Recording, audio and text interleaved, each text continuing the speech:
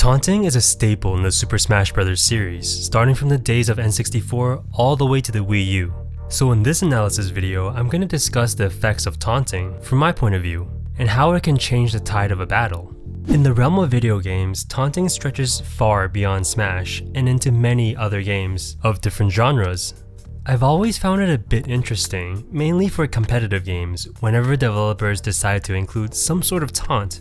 It affects everyone differently, but by definition, it serves one purpose: to provoke your opponent. Whether it be Peach expressing how sweet her last kill was, or Sonic telling you how slow you are, we've all been on the receiving end, and more often than not, it doesn't evoke the most pleasant of feelings. Though why is this? In games, and actually a lot of other things in life, when we put effort into accomplishing something, we tend to get a good effort, or nice try. It's courtesy and respecting a person's effort. Though if you're mocked for your failure after you poured blood and sweat, it's natural to feel upset or discouraged. This is the basis of taunting. When used at the right time, it can cause frustration, which in turn can make the opponent play more recklessly. Taunting usually has different effects based on the situation. If you're just sitting around playing some 8-player Smash with close friends, and you see your buddy throwing out like 10 taunts after every kill, no one's gonna get mad, because everyone knows each other so well. You know there's no disrespect, and the taunts are all in good fun. On the other hand, in a more competitive setting, perhaps a tournament match, taunting suddenly might have a bit more weight, mentally.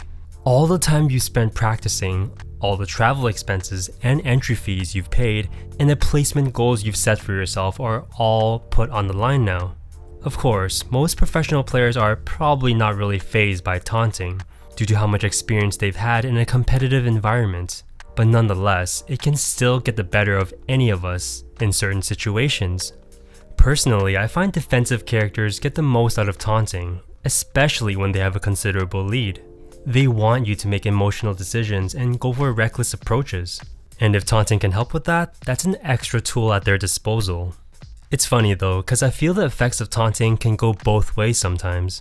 Since taunting is regarded as a sign of confidence, there can be added pressure on the taunter to back it up with good performance.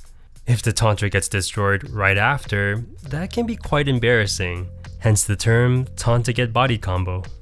Taunting can reach far beyond the simple character animations and voice lines developers put in. As an example, I'd like to bring up a pretty infamous set, which I hope most of you guys have already seen, between Leffen and Chillin' Dude at the Apex Salty Suite. For those who don't know, this was a highly anticipated match between two pro Fox players, which was riding on a lot of hype. Going into the set, the pressure on both players was very high, trash talk was rampant, and diss tracks were made, which garnered a lot of attention from the community. Throughout the set, you can see Leffen was confident both in-game and on camera. So confident that he threw out a taunt in the first game, and giving up an edgeguard opportunity. When he was 3 games up, he went for a very punishable Firefox, which somehow managed to land and kill. In the last match, he randomly spammed lasers and illusions on stage. Although they weren't direct taunts, they essentially had the same effect as a taunt. When your opponent uses such punishable and predictable tactics, it's usually a sign that they aren't taking you very seriously. And in a supposedly serious set with so much pride on the line, I would imagine it negatively affected Chillin' Dude's mentality quite a bit. Even in games that don't have any kind of designated taunt buttons, players still find a way to taunt. Teabagging in shooting games is a pretty well-known example.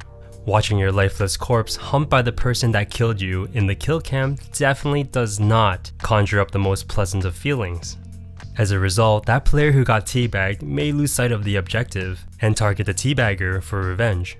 We can see this exact same behavior replicated in even single-player games, like the provoke ability in Final Fantasy, which forces the enemy to target only you and not your party, or the move Taunt in Pokemon, which enrages the foes so much that they can only use attack moves.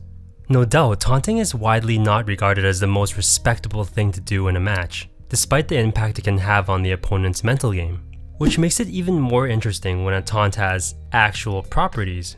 Throughout the Smash series, there are a few taunts that have a tangible impact. Most notable would be Luigi's. With hands behind his back coupled with a very bored expression, he he lightly kicks the ground. And if you've played any Smash since Melee, you probably know what happens next. Despite the taunt being a potential kill move, it's extremely difficult to land due to its tiny hitbox and slow startup. If and when your opponent goes for this in a competitive match, you know they're not taking you very seriously. And if they miraculously manage to land the meteor, that's double whammy and salt in the wound. We can actually find taunts like this applied in many other games too, namely Tekken and Team Fortress. Miguel's taunt can one-hit kill, as well as the characters in TF2, but in both cases the hitbox comes out very slow.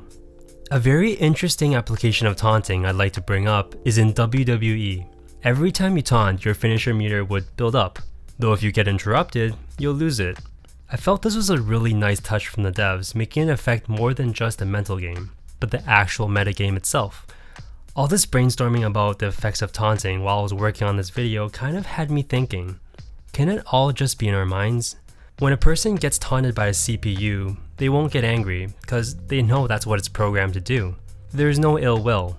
Turn the tables around, and if it's a human player taunting you, suddenly it's disrespect. But in reality, it's the exact same action being performed. From another perspective, what if taunts in Smash were called emotes instead? Would people still be provoked if the action assigned to the D-pad had a positive meaning, simply by definition? For example, in Overwatch, there are no taunts. Instead, they're emotes. However, some of them can essentially be interpreted as taunts, as the gesture the hero does can be quite mocking, though no one that I've ever encountered in Overwatch ever saw emotes as taunts, rather just small actions that gave the hero more character. My point is, maybe some people are affected by taunting simply due to the fact that they're called taunts.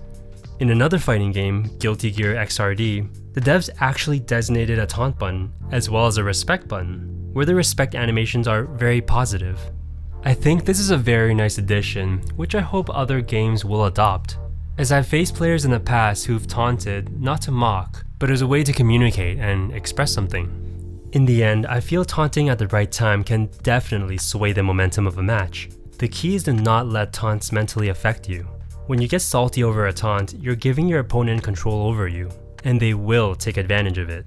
Or, just taunt away if you're just having a good time. Well, that's pretty much all I have to say about the topic. These have just been my thoughts on taunting. What are yours? How does taunting affect you? Thanks a lot for watching. I hope you guys enjoyed this episode.